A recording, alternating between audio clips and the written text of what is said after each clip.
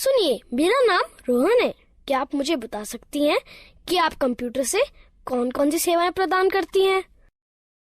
हाँ बिल्कुल, मेरा नाम गीता है और जैसा कि आप देख रहे हैं कि मेरे पास इंटरनेट सुविधा युक्त एक कंप्यूटर है, जिसके जरिए मैं विभिन्न सेवाएं जैसे रेल टिकट की बुकिंग, विभिन्न प्रकार की सूचनाएं जानने में, बिजली व मोबाइल फोन के बिलों का भुगतान, बैंक से लेन देन, पैन कार्ड, पासपोर्ट का आवेदन आदि आदि सुविधाएं प्राप्त करा सकती हूँ। अच्छा, इसका मतलब मेरे गाँव वालों को इन कामों के लिए शहर जाने की जरूरत नहीं है? नहीं, बिल्कुल नहीं। यदि गांव में इंटरनेट युक्त कंप्यूटर सुविधा उपलब्ध है, तो गांव वालों को इन सुविधाओं को प्राप्त करने हेतु शहर जाने की आवश्यकता नहीं है। अरे, ये तो बहुत ही अच्छा है। मुझे पूरा विश्वास है कि यह सब जानकर गांव वाले भी मेरी तरह बहुत प्रसन्न होंगे। हाँ बिल्कुल, आप इन्हें गांव वालों को अवश्य बताइए। सुनिए, मेरा नाम राम प्रसाद है। आप कौन कौन सी ऑनलाइन सेवाएं प्रदान कर सकती हैं? क्या मेरे शहर गए बगैर आप मेरी बिजली बिल का भुगतान यहीं से करवा सकती हैं? मुझे यात्रा करने में बड़ी तकलीफ होती है। हाँ बिल्कुल, आप इतनी दूर गए बगैर अपना बिजली का बिल भुगतान यहीं से कर सकते हैं। ऐसा है तो ये मेरे लिए बहुत ही सुविधाजनक होगा। क्या आप कंप्यूटर के जरिए फसल के बाजारू भाव भी बता सकती हैं? हाँ बिल्कुल, मैं कंप्यूटर पर इंटरनेट के जरिए वर्तमान में फसल के भाव भी बता सकती हूँ। यह तो आश्चर्यजनक है कि हम ये सारी सुविधाएं गांव में भी प्राप्त कर सकते हैं। हाँ, इंटरनेट के जरिए ये सभी सुविधाएं आप अपने गांव में ही प्राप्त कर सकते हैं। मैंने सुना है कि आजकल इंटरनेट की सुविधा मोबाइल फोन पर भी उपलब्ध है। क्या ये सत्य है? हाँ रोहन, न केवल मोबाइल फोन बल्कि आजकल लोग स्मार्टफोन अथवा टैबलेट पर भी इंटरनेट कनेक्शन का उपयोग बहुत सारे कामों के लिए करते हैं। यह सब सुनने में बहुत रुचिकर लगता है। क्या आप मुझे कंप्यूटर, स्मार्टफोन और टैबलेट के बारे में सिखा सकती हैं? बिल्कुल रोहन, कृपया बैठ जाइए। मैं आपको कंप्यूटर, स्मार्टफोन और टैबलेट के बारे में और अधिक बताती हूँ। बाकी आप लोग भी बैठ जाइए, जिससे मैं आप सभी को डिजिटल यंत्रों के बारे में और अधिक बता सकूं। सबसे पहले हम यह सीखते हैं कि कंप्यूटर क्या है। कंप्यूटर एक इलेक्ट्रॉनिक यंत्र है जिसका उपयोग आंकड़ों व सूचनाओं के संकलन व प्रसंस्करण के लिए किया जाता है। हम कंप्यूटर से क्या क्या कर सकते हैं? कंप्यूटर के जरिए मीलों दूर रहने वाले परिवार के सदस्यों व मित्रों से जुड़ा जा सकता है। रेल टिकट बुक कराए जा सकते हैं, बैंक खाते में लेन देन किया जा सकता है, सूचनाएं एकत्रित की जा सकती हैं, खेल खेले जा सकते हैं, गाने सुने जा सकते हैं और सिनेमा पिक्चर देखी जा सकती है। अब हम कंप्यूटर व उसके विभिन्न हिस्सों के बारे में सीखते हैं। A computer is divided into two parts, hardware and software. The computer and all the equipment connected to it are called hardware. Software is the set of instructions that the computer follows in performing a task. आपका मतलब है कि screen पर दिखने वाले सभी icons software होते हैं? हाँ रोहन, सॉफ्टवेयर कंप्यूटर में प्रोग्राम होते हैं जिनसे हम भांति भांति के काम करते हैं। अब हमें विभिन्न उपकरणों के विषय में जानना चाहिए जिनसे कंप्यूटर बनता है। कंप्यूटर के 3 अंग होते हैं। पहला इनपुट डिवाइस, दूसरा प्रोसेसिंग डिवाइस, तीसरा आउटपुट डिवाइस। जैसे एक ट्रैक्टर को चलने के लिए डीजल अथवा पेट्रोल की आवश्यकता होती है, ठीक उसी तरह कंप्यूटर में डाटा भरने, निर्देश अथवा सूचनाएं संकलित कर विभिन्न कार्य करने के लिए उपकरणों की आवश्यकता होती है। Devices which are used to insert data, instructions or information into a computer are called input devices. इन चित्रों को देखो, ये कुछ इनपुट डिवाइसें हैं जिनका प्रयोग कंप्यूटर में होता है। ये इनपुट डिवाइस निम्न हैं: pen drive, mouse, keyboard, CD, microphone. Keyboard और माउस प्राथमिक इनपुट डिवाइसें हैं। यह बिल्कुल टाइपराइटर के कीबोर्ड की तरह दिखता है। हाँ, इसमें कुछ अतिरिक्त बटन अवश्य है। सामान्य कीबोर्ड के बटनों के साथ इसमें कुछ अंक एवं विशेष बटन अवश्य होते हैं। क्या आप मुझे बताएंगी कि इन विशेष बटनों का प्रयोग किस लिए किया जाता है? अंक बटनों की सहायता से कैलकुलेटर की भांति कंप्यूटर में अंक भरे जाते हैं। नेविगेशनल बटन मार्गदर्शक बटन होते हैं जो मॉनिटर पर पेज देखने में सहायक होते हैं। प्रोग्राम में पेज अप बटन विषय के दिखने वाले भाग और कर्सर को स्क्रीन पर आगे बढ़ाता है। प्रोग्राम में पेज डाउन बटन विषय के दिखने वाले भाग और कर्सर को स्क्रीन पर पीछे करता है। प्रोग्राम में होम बटन कर्सर को विषय के आरंभ में ले जाता है। प्रोग्राम में एंड बटन कर्सर को विषय के अंतिम लाइन में ले जाता है। प्रोग्राम में ये तीनों बटन संपादन बटन कहे जाते हैं, जो कंप्यूटर में पठनीय विषय में संशोधन करने में सहायक होते हैं। ज्यादातर लेख संपादन प्रोग्रामों इंसर्ट बटन का प्रयोग किसी लेख में शब्दों को भरने और लिखावट पर शब्दों के पुनर्लेखन में होता है। डिलीट बटन लेख संपादन प्रोग्रामों में एक एक कर अक्षर दाईं ओर मिटाता है। बैकस्पेस बटन लेख संपादन प्रोग्रामों में एक एक कर अक्षर बाईं ओर मिटाता है। ये 4 बटन किस काम के लिए प्रयोग किए जाते हैं? ये चारों बटन दिशा निर्देशक बटन कहलाते हैं। ज्यादातर लेख संपादन प्रोग्रामों में ऊपर की तरफ तीर के निशान वाला बटन कर्सर को स्क्रीन पर ऊपर की ओर ले जाता है। ज्यादातर लेख संपादन प्रोग्रामों में नीचे की तरफ तीर के निशान वाला बटन कर्सर को स्क्रीन पर नीचे की ओर ले जाता है। ज्यादातर लेख संपादन प्रोग्रामों में बाईं की तरफ तीर के निशान वाला बटन कर्सर को स्क्रीन पर बाईं की ओर ले जाता है। ज्यादातर लेख संपादन प्रोग्रामों में दाईं की तरफ तीर के निशान वाला बटन कर्सर को स्क्रीन पर दाईं की ओर ले जाता है। क्या तुम F1 से F12 तक के बटनों को देख रहे हो? यह बटन फंक्शन बटन कहलाते हैं। यह बटन कंप्यूटर पर सक्रिय प्रोग्राम के अनुसार निर्दिष्ट किए गए विशेष कार्य को निष्पादित करते हैं। ज्यादातर प्रोग्रामों में एस्केप बटन चल रही प्रक्रिया समाप्त कर देता है। कंट्रोल और अल्टरनेट बटन क्रिया परिवर्तन बटन है, जो ज्यादातर प्रोग्रामों में विशिष्ट कार्य और माउस की क्रिया को या तो परिवर्तित कर देते हैं या तो बढ़ा देते हैं। विंडो बटन विंडोज के स्टार्ट मेनू को सक्रिय कर देता है। यह बिल्कुल वैसे ही होता है जैसे कि टास्क बार के स्टार्ट बटन पर क्लिक करने से होता है। अब तक हमने कीबोर्ड के विभिन्न बटनों के बारे में सीखा। अब हम माउस के बारे में सीखते हैं। माउस एक दिखाने, निर्देशन करने वाला यंत्र है, जिसका प्रयोग कंप्यूटर स्क्रीन पर दिखने वाले विषय आइकन्स को इंगित कर उनसे परस्पर संबंध बनाने में होता है। आप देखेंगे कि जैसे ही माउस चलाया जाता है, वैसे ही माउस चलाए जाने की दिशा में एक छोटा तीर स्क्रीन पर चलता है। इस तीर को पॉइंटर कहते हैं। पॉइंटर की सहायता से कंप्यूटर को प्रक्रिया के लिए डाटा व निर्देश उपलब्ध कराए जा सकते हैं। माउस पर 2 बटन भी होते हैं, बायां बटन और दायां बटन।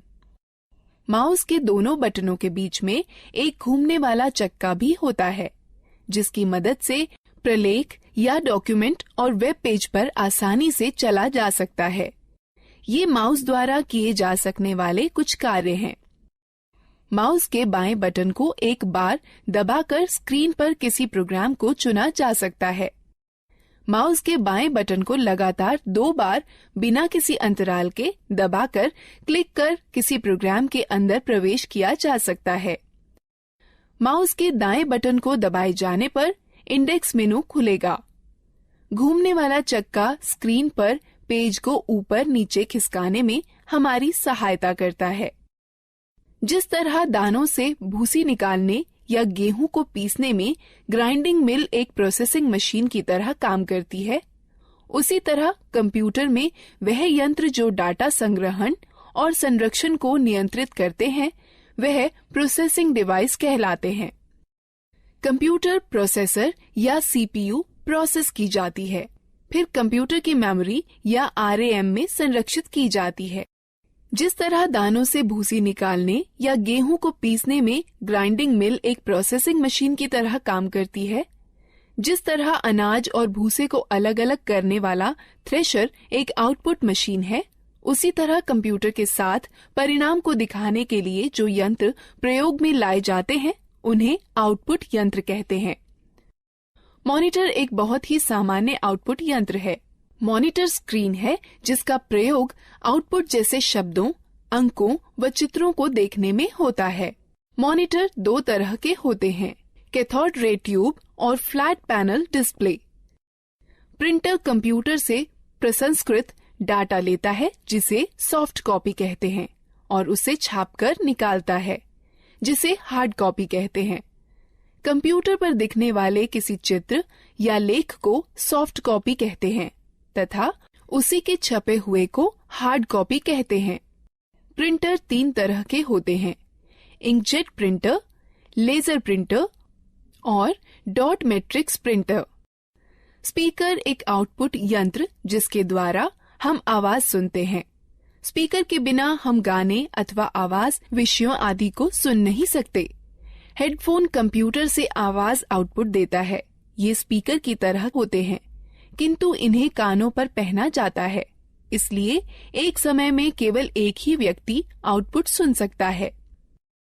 प्रोजेक्टर एक आउटपुट यंत्र है जिससे किसी लेख या चित्र को समतल स्क्रीन पर दिखाया जाता है। अधिकतर प्रोजेक्टर का प्रयोग सम्मेलनों में या प्रस्तुतिकरण में होता है जिसके द्वारा प्रदर्शित होने वाले कई लोग एक साथ देख सकते हैं। अब तक हमने कई तरह की इनपुट प्रोसेसिंग व आउटपुट डिवाइसों के बारे में जाना है। अब हम लोग मजेदार गतिविधि में भाग। प्रत्येक प्रश्न के लिए सही विकल्प चुनें। सही है, अच्छा प्रयास।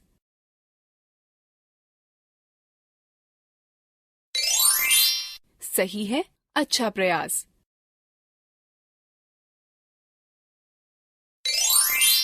सही है, अच्छा प्रयास। सही है, अच्छा प्रयास। दीदी, कंप्यूटर सारा डाटा कहाँ संचित करता है? जिस तरह तुम्हारा दिमाग बहुत सी आवश्यक चीजों को याद रखने में तुम्हारी मदद करता है, उसी तरह कंप्यूटर डाटा संचित करता है जिसे कंप्यूटर मेमोरी कहते हैं। कंप्यूटर की मेमोरी दो तरह की होती है, प्राथमिक अथवा मुख्य मेमोरी और द्वितीयक मेमोरी। मुख्य प्राथमिक मेमोरी बहुत तेज है, इसे रैम कहते हैं। इसका अर्थ रैंडम एक्सेस मेमोरी अथवा रैम होता है। कंप्यूटर की गति रैम पर निर्भर करती है। डाटा और निर्देश मुख्य मेमोरी में संचित रहते हैं, जहां से ये प्रोसेस कर रिजल्ट प्राप्त करने के लिए सीपीयू में पुनः प्राप्त किए जा सकते हैं। रैम वह मेमोरी होती है जहां सारे प्रोग्राम संचित किए जाते हैं। कंप्यूटर की गति रैम पर निर्भर होती है। कैश मेमोरी वह मेमोरी है जो रैम का अंग होती है और प्रोसेसर के बहुत पास होती है। इसका प्रयोग प्रोसेसिंग गति को सुधारने में किया जाता है। प्राथमिक मेमोरी सीमित होती है, इसलिए असीमित डाटा को सुरक्षित करने के लिए द्वितीयक मेमोरी का प्रयोग करते हैं। चूंकि कंप्यूटर द्वितीयक मेमोरी पर सुरक्षित डाटा को सीधे प्रोसेस नहीं कर सकता, अतः प्रोसेस करने के लिए पहले रैम पर उसकी नकल तैयार की जाती है। ये कुछ डिवाइस हैं जो द्वितीयक मेमोरी की तरह कार्य करती हैं: पेन ड्राइव, हार्ड डिस्क और डीवीडी। तो एक कंप्यूटर डाटा को अपनी मेमोरी में कैसे सुरक्षित करता है? कंप्यूटर सभी सूचनाएं केवल दो अंकों 0 और 1 में संचित करता है। एक अकेली बाइनरी डिजिट अर्थात 1 अथवा 10 को बिट कहते हैं। 8 बिट्स के ग्रुप को एक बाइट कहते हैं। इस सारणी को देखो, इसमें बिट्स और बाइट्स के बीच के संबंध को दिखाता है। निर्देश जो कार्य पूरा करने और हार्डवेयर को नियंत्रित करने के लिए प्रयोग किए जाते हैं, सॉफ्टवेयर कहलाते हैं। सॉफ्टवेयर प्रोग्राम्स निर्देशों का योजनाबद्ध क्रमवार समूह है जो कंप्यूटर को निर्देशित करते हैं कि क्या करना है और कैसे करना है। सॉफ्टवेयर दो प्रकार के होते हैं, एप्लीकेशन सॉफ्टवेयर और सिस्टम सॉफ्टवेयर। एप्लीकेशन सॉफ्टवेयर वो प्रोग्राम होते हैं जो उपयोगकर्ता को कंप्यूटर में विशिष्ट कार्य को पूरा करने में मदद करते हैं। माइक्रोसॉफ्ट वर्ड और open office draw application software के उदाहरण हैं, जो प्रोग्राम कंप्यूटर हार्डवेयर से सीधे जुड़े होते हैं। सिस्टम सॉफ्टवेयर कहलाते हैं। कंप्यूटर चलाने के लिए आपको एक ऑपरेटिंग सिस्टम की आवश्यकता होती है, जो एक सिस्टम सॉफ्टवेयर है। हमारे आगे बढ़ने से पहले इस एक्टिविटी में भाग लेते हैं। प्रत्येक प्रश्न के लिए सही विकल्प चुनें। सही है, अच्छा प्रयास।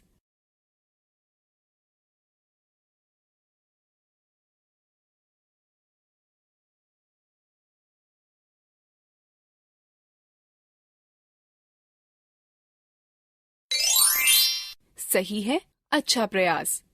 गीता, ये सब रुचिकर है। मैंने पहले कभी भी कंप्यूटर नहीं चलाया है। क्या तुम मुझे बता सकती हो कि कंप्यूटर कैसे स्थापित किया जाता है और कैसे चलाया जाता है? अवश्य चाचा, मैं सब कुछ समझा दूंगी। सबसे पहले मैं आपको कंप्यूटर के विभिन्न अंगों से परिचित कराती हूँ। यह मॉनिटर है। यह टेलीविजन की तरह है और इसकी स्क्रीन पर आउटपुट देखा जाता है। यह सिस्टम बॉक्स है। इसमें सेंट्रल प्रोसेसिंग यूनिट अर्थात सीपीयू होता है। यह सीपीयू ही कंप्यूटर का मुख्य दिमाग होता है। यह कीबोर्ड और माउस हैं। यह दोनों इनपुट डिवाइस हैं, जिसके द्वारा कंप्यूटर में डाटा भरा जाता है। कंप्यूटर को जोड़ने के लिए सबसे पहले उसे मेज पर रखिए। तब सिस्टम बॉक्स के बगल में मॉनिटर रखिए। सिस्टम बॉक्स के पीछे का भाग देखिए। इसमें विभिन्न डिवाइसें जोड़ने के लिए खांचे बने हैं, जिन्हें पोर्ट कहते हैं। अब इस तरह से मॉनिटर सिस्टम से जोड़ा जाता है। सिस्टम बॉक्स वीडियो पोर्ट को वीजीए पोर्ट कहते हैं। इससे मॉनिटर को जोड़ने वाले तार को वीजीए केबल कहते हैं। वीजीए केबल के एक सिरे को सिस्टम के वीजीए पोर्ट से तथा दूसरे को मॉनिटर से जोड़ा जाता है। कीबोर्ड दो प्रकार के कनेक्टर वाले होते हैं, PS2 कनेक्टर अथवा USB कनेक्टर। कीबोर्ड को कनेक्ट करने के लिए उसके कनेक्टर को सिस्टम के उपयुक्त पोर्ट में जोड़ा जाता है। माउस 3 प्रकार के कनेक्टर वाले होते हैं, PS2 कनेक्टर, USB कनेक्टर अथवा सीरियल कनेक्टर। माउस को कनेक्ट करने के लिए उसके कनेक्टर को सिस्टम के उपयुक्त पोर्ट में जोड़ा जाता है। उसी तरह यदि आप प्रिंटर को जोड़ना चाहते हैं तो उसके कनेक्टर, जो इन दो में से किसी एक प्रकार का हो सकता है, समानांतर पोर्ट अथवा USB पोर्ट को सिस्टम के उपयुक्त पोर्ट में जोड़ दें। अब हम कंप्यूटर को बिजली के मेन बोर्ड से कैसे जोड़ सकते हैं? कंप्यूटर 2 बिजली सप्लाई के तारों के साथ आता है। एक बिजली सप्लाई तार को सिस्टम यूनिट के बिजली सप्लाई प्लग में तथा दूसरे तार को मॉनिटर के पोर्ट से प्लग करें। उसके बाद दोनों तारों को बिजली के पोर्ट से या UPS से जोड़ें। क्या आप हमें दिखा सकती हैं कि कंप्यूटर को कैसे जोड़ते हैं? बिल्कुल। कंप्यूटर चालू करने के लिए निम्न कार्यवाहियों का अनुसरण करें। पहले सिस्टम यूनिट व मॉनिटर दोनों की बिजली सप्लाई चालू करें। तब सिस्टम यूनिट का पावर बटन दबाकर उसे चालू करें व मॉनिटर का पावर बटन दबाकर उसे चालू करें। अब कुछ क्षण इंतजार करें और देखें कि मॉनिटर पर डिस्प्ले आने लगा है। इसे बूट स्क्रीन कहते हैं। धीरे धीरे सभी सॉफ्टवेयर लोड हो जाएं तो कंप्यूटर प्रयोग के लिए तैयार है। धन्यवाद गीता। पहली बार न केवल कंप्यूटर को देखा है बल्कि उसे चालू करना भी सीखा है। हाँ, कंप्यूटर के विषय में यह सब बताने के लिए धन्यवाद दीदी। अब क्या आप हमें मोबाइल फोन व टैबलेट के बारे में भी बता देंगी? बिल्कुल रोहन, मैं तुम्हें सिखाऊंगी कि मोबाइल फोन व टैबलेट कैसे चलाते हैं। हाँ, मैं भी इन चीजों के बारे में सीखना चाहता हूँ। पहले हम मोबाइल फोन व टैबलेट के विभिन्न अंगों, कार्यों व उपयोगों के बारे में जानते हैं। जैसे आप जानते हैं कि बेसिक मोबाइल फोन एक ऐसा यंत्र है जिससे आप कॉल कर सकते हैं, कॉल प्राप्त कर सकते हैं व मैसेज लिखकर भेज सकते हैं व प्राप्त कर सकते हैं। आधुनिक मोबाइल फोनों में कई तरह की विशेषताएं होती हैं, जैसा कि इंटरनेट, खेल, कैमरा, वीडियो गेम और मार्ग निर्देशन प्रणाली। यह फोन स्मार्टफोन कहलाते हैं। कुछ मोबाइल फोनों में 2-2 सिम कार्ड एक साथ ही फिट हो जाते हैं। इन्हें डुअल सिम फोन कहते हैं। फोन के विभिन्न अंगों को देखें।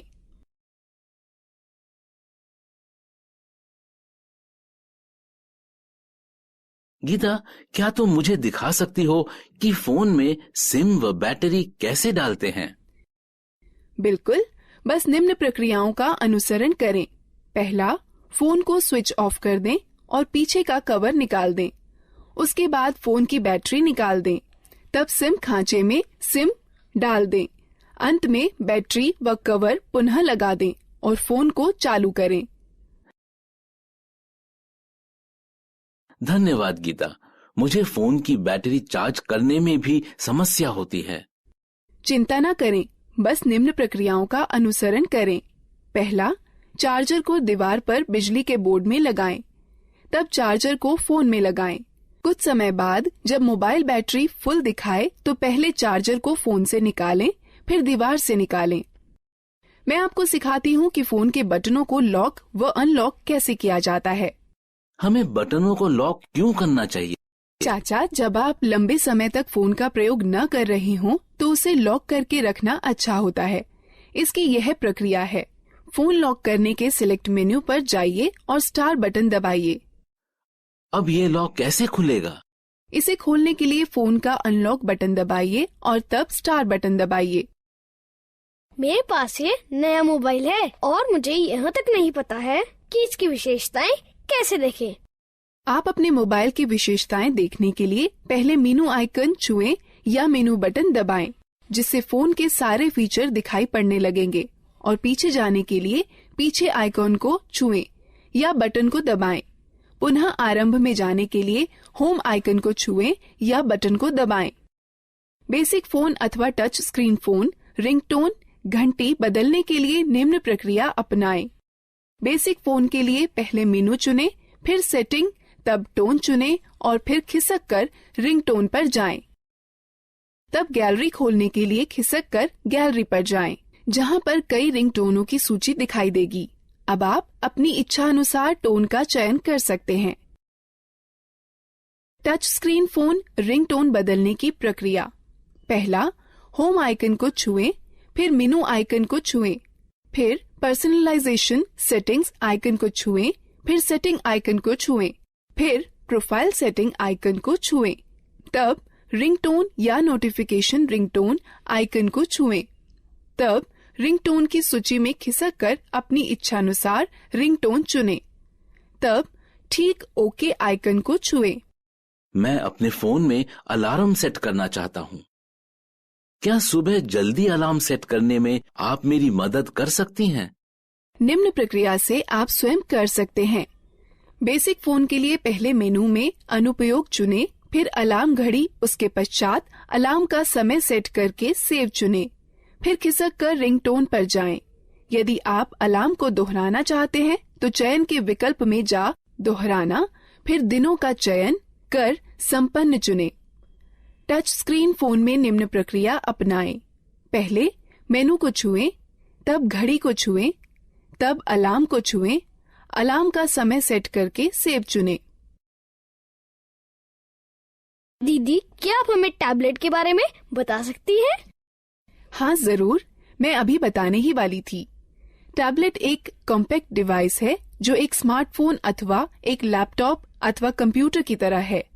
आजकल टैबलेट अपने सुविधाजनक आकार और फीचर के सरल उपयोग के कारण बहुत लोकप्रिय हो गए हैं।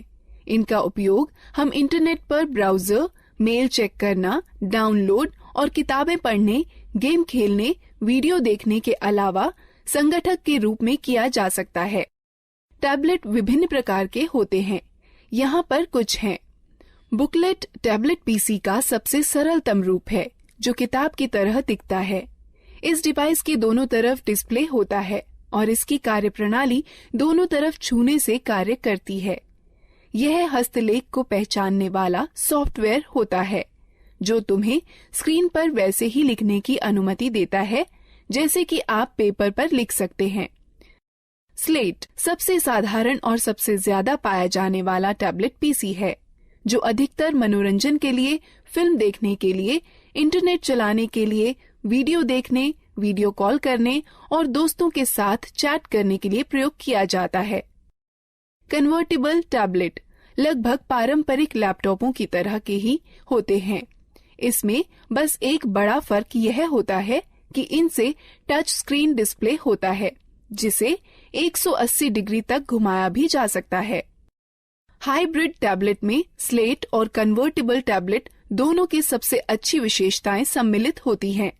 हाइब्रिड टैबलेट अलग हो सकने वाले कीबोर्ड के साथ आते हैं, जो कि दिए गए स्लॉट के जरिए स्लेट पीसी में जोड़कर टैबलेट पीसी में बदले जा सकते हैं। एक रग्ड टैबलेट उन उपयोगकर्ताओं के लिए अच्छा है जो कठिन वातावरण परिस्थितियों में कार्य करते हैं। इनके अंदर की हार्ड ड्राइव झटकों को सहन करने वाली और इनका सुरक्षात्मक कवच इन्हें काफी टिकाऊ बनाता है। यह एक बात आपके लिए ध्यान में रखना अति आवश्यक है कि प्रथम बार इनका उपयोग करने से पूर्व इनकी बैटरी को कम से कम 6 से 7 घंटे चार्ज करना चाहिए, जब तक कि बैटरी पूर्ण रूप से चार्ज न हो जाए। हम बैटरी कैसे चार्ज करते हैं? इन चरणों का अनुसरण करो। पहला, केबल को चार्जिंग हेड में लगाएं और प्लग को स्टैंडर्ड एसी पावर में लगा दें। डिवाइस अपने आप चार्ज होने लगती है। डिवाइस के पूरा चार्ज होने के बाद चार्जर को प्लग से हटा देना चाहिए। डिवाइस में ऊर्जा संरक्षण हेतु पावर सेव बटन को दबाकर स्क्रीन को बंद किया जा सकता है। स्क्रीन को पुनः चालू करने के लिए यह प्रक्रिया दोबारा करें। डिवाइस को बंद करने का सही तरीका क्या है? जब आपको डिवाइस बंद करनी हो तो निम्न चरणों का अनुसरण करें। पहले, पावर बटन को कुछ क्षण के लिए दबाकर रखें। तब टैबलेट को बंद करने के लिए मेनू खुलने पर दिखाई देगा। तब पावर ऑफ पर टच कर डिवाइस को बंद करें। एक टैबलेट की होम स्क्रीन एप्लीकेशन फंक्शन मेनू के लिए स्टार्टिंग पॉइंट है। आप अपनी होम स्क्रीन को एप्लीकेशन आइकन्स शॉर्टकट फोल्डर को जोड़ करके कस्टमाइज कर सकते हैं। अतिरिक्त डिस्प्ले स्क्रीन के लिए स्क्रीन को दाएं अथवा बाएं खिसकाएं। तो तुमने सीखा कि कैसे लैपटॉप, कंप्यूटर, मोबाइल फोन और टैबलेट को इस्तेमाल करते हैं। अब हम इस प्रक्रिया में भाग लेते हैं। प्रत्येक प्रश्न के लिए सही विकल्प चुनें। सही है, अच्छा प्रयास।